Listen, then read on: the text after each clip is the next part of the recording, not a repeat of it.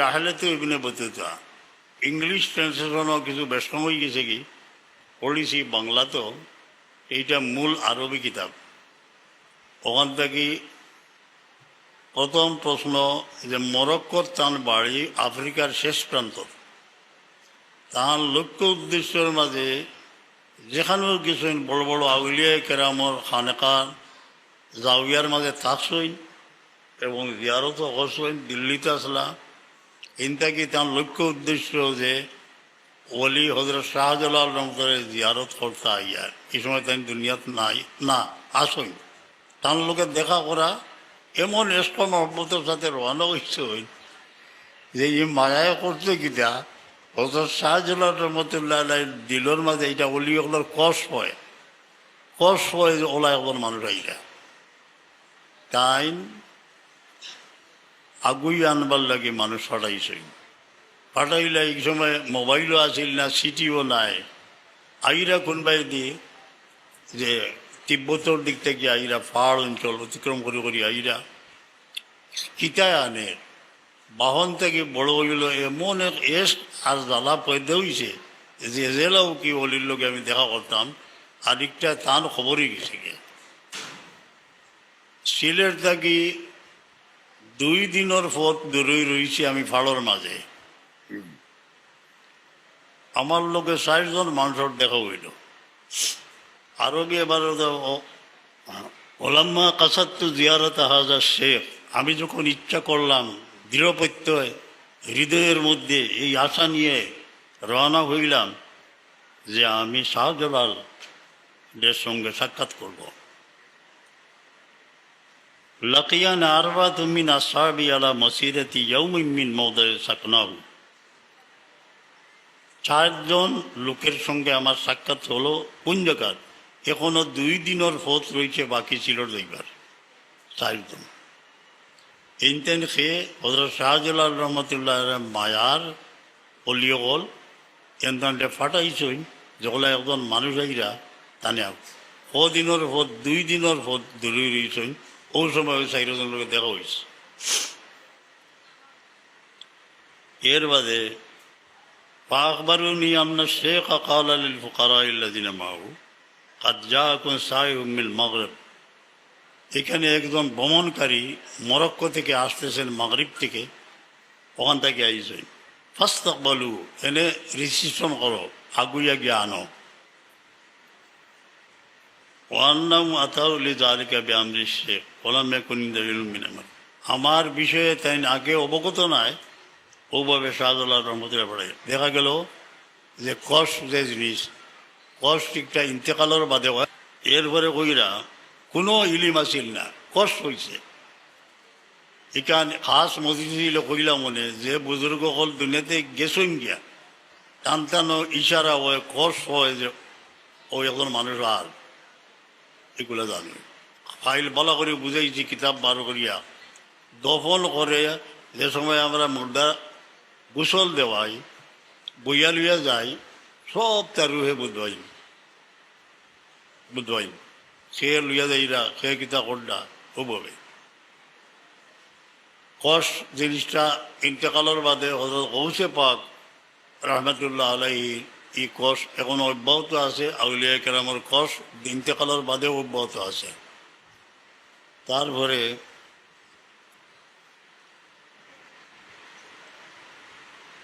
এখন তান আমারে লইয়া গেলা গিয়া কোনো ইমারত নাই, এক গাত দেখলাম, গাতর মতো। ওটার মাঝে তাই তসিফ রাখছেন।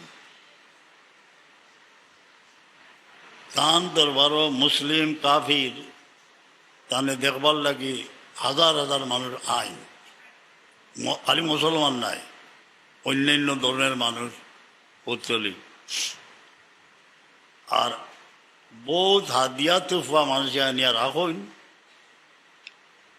একটা খারে খাওয়াই যে ইনো যে অনবরত লঙ্গরখানা চলতে আছে, কইন হেরারে নিয়ে বাটিয়া দেও পোকারা।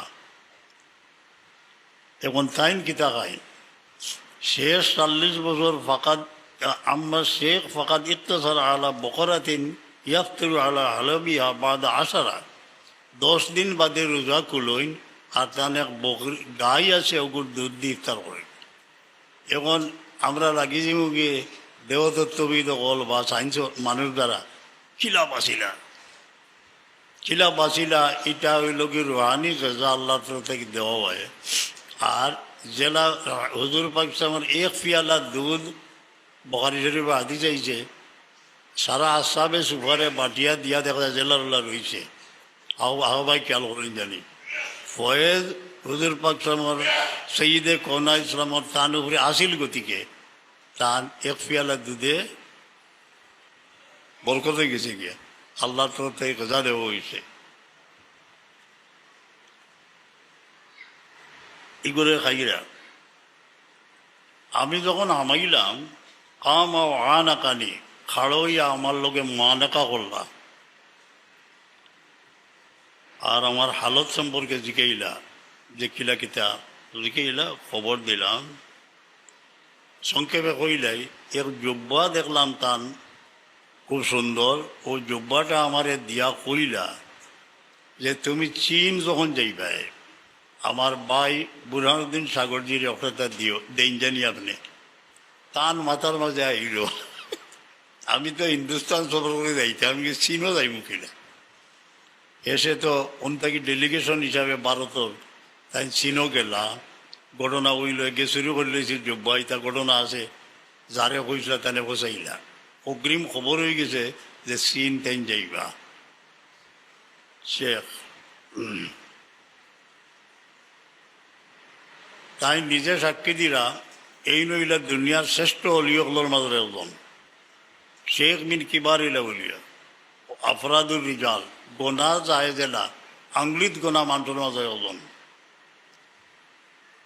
এখন তার বহুত কেরামত আছে আর সব বেশি বায়াত পাইছেন যে অলিয়কলে এর মাঝে তাই একজন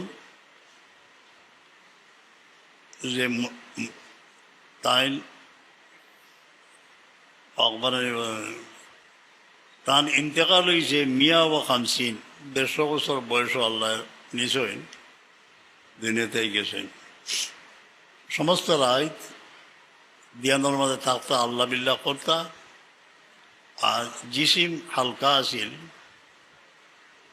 আর এই পাহাড় অঞ্চলের যত মানুষ আছেন তান গেছে মুসলমান হয়েছেন সবচেয়ে বড় কথা ওখান।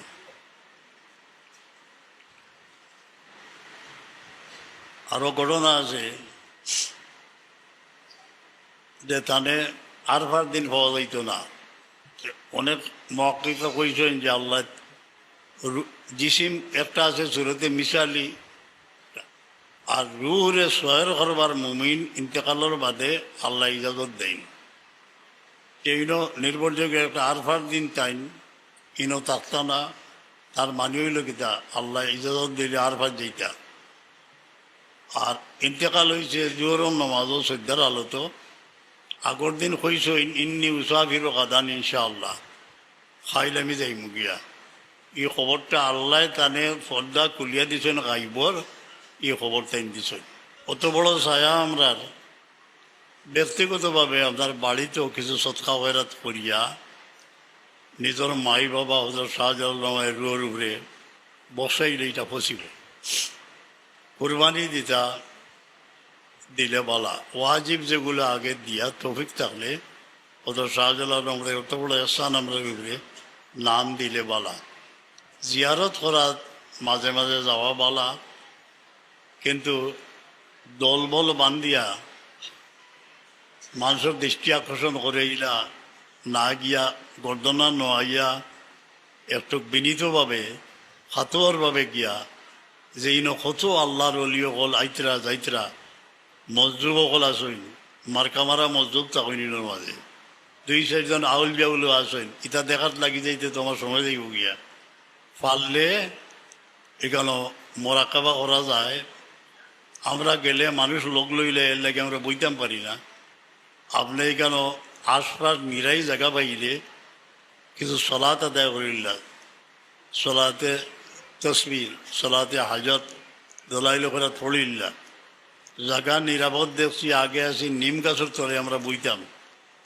এখানে আউল জাউল দেখবাও কিন্তু দেখলে এক নিরাপদে পারইতে সময়টারে খাটাইবা আল্লাহর জিকিরও যে যাই জিনিস জাইজ আছে তিলাওয়াতে কোরআন, তারপরে দলাইল ফেরাত, সলাৎ, ওটার মাঝে খাটাইবা, খাটাইয়া দেওয়া করিয়া দেখবা। মাঝে মাঝে জিয়ারতও জানি জানি